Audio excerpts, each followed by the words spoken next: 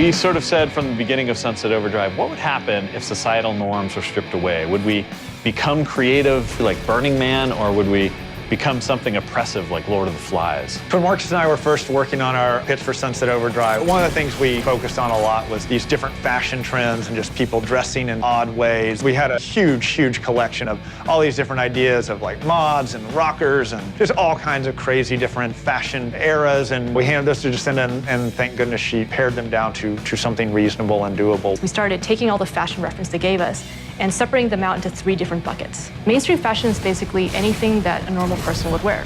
Street fashion is something that comes out of street culture, such as emo and goth. Costumes are something that someone from a particular culture group might wear, or it's something you might even wear for Halloween. All the Sunset vanity takes from one or more of these buckets, which makes them both relatable and understandable. Diversity was very important to me because it is all about player choice and being who you want to be. And I think it definitely makes our game stand apart from other games. I think one of the interesting things about Sunset Overdrive is that most of our concept artists are actually not from the United States. I think this will appeal to a lot of different people. My team takes concepts from Vasily, our concept artist over in Russia. We wanted to embrace a bunch of different archetypes that you would see in pop culture and mash them together to create our own look. In Sunset Overdrive, we allow you to choose from many different archetypes in the game. That includes different races, different body types, big and small, and different genders. We have outfits that are meant to be together, and you can get them as presets in the game. You can combine all the different pieces to make exactly what you want. So if you get your Day of the Dead face paint, you can combine that with your wrestling pants, your chainmail shirt, and your cowboy boots. Every item that you unlock in the game will have Havoc physics applied to it as well. So when you're running around the world, we really want you to feel like it's alive. Clothes sort of provide people's most obvious identity and can even act as masks. So it's really important to me and Marcus that vanity stay as just a purely vanity element, that we didn't attach RPG stats or any other bonuses to it. And it was something that was a really big fight around the studio. Marcus and I just had to stand firm and say, you know, it's really important to this game that players be able to wear whatever they want to wear to express themselves.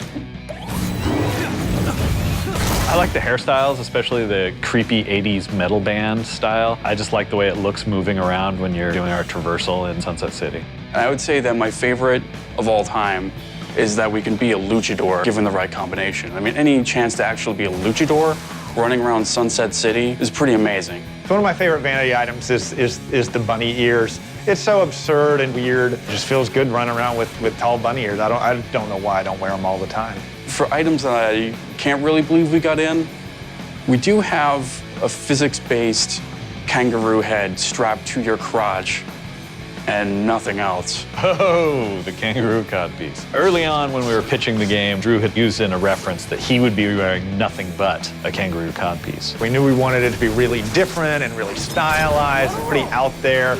And it just seemed so absurd, but we started pitching it that way, and every pitch we did, we would talk about the kangaroo codpiece, and I think it was one of the first things you can look at or talk about and be like, now that is Sunset Overdrive. So after you've dressed up your character and you've got them looking the way you want, we still got a ton of customization with the weapons, the traps, the amps, a lot of different things on the gameplay side. So thanks for coming to Comic-Con and checking Sunset Overdrive out. Hope you pick it up on October 28th and let your freak flag fly high.